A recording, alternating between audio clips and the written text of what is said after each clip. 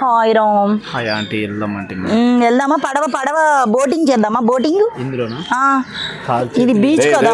ఎక్కడరా బోటింగ్ అంటున్నారు ఏంట్రా? మీరు ఎక్కడ కూర్చున్నారో ఏం మాట్లాడుతున్నారు? ఇది బీచే కదండి. బీచా? నీళ్ళు లేని బీచా? ఇది బీచ్ నిజంగానా? అయితే నీళ్ళే లేవే. ఎండిపోయినాయండి, ఎండాకాలం కదా, నీళ్ళు ఎండిపోయినాయి. ఎండాకాలం పోయినాయా లేదా మీ దెబ్బకి ఆవిరైపోయినాయా? మేమే అప్పుడప్పుడు వచ్చి ఉయ్యాలు ఊగినప్పుడు వెళ్ళానా ఆవిరైపోయినాయా? చానాలు చేసాము, అన్ని పోయాయి. పట్టుకున్నాను ఉయ్యాల. చేతులు వేసుకోకుండా అలాగా ఎందుకు? నీకేం వస్తుంది? అదే ఆల్రెడీ నీళ్ళే ఇంకిపోయినాయి. నాది కూడా నీది కూడా ఇంకిపోయి ఎండిపోద్దా? అదే భయం నాకు. చేయడం పెడుతుంది. ఎక్కడికి వెళ్దామరా మనం? వెళ్ళిపోదామా? నీ బండి మీద వెళ్ళిపోదాం. మరి బండి ఎందుకంటే నడుచుకొని వెళ్ళిపోదామా? కారే. కారు?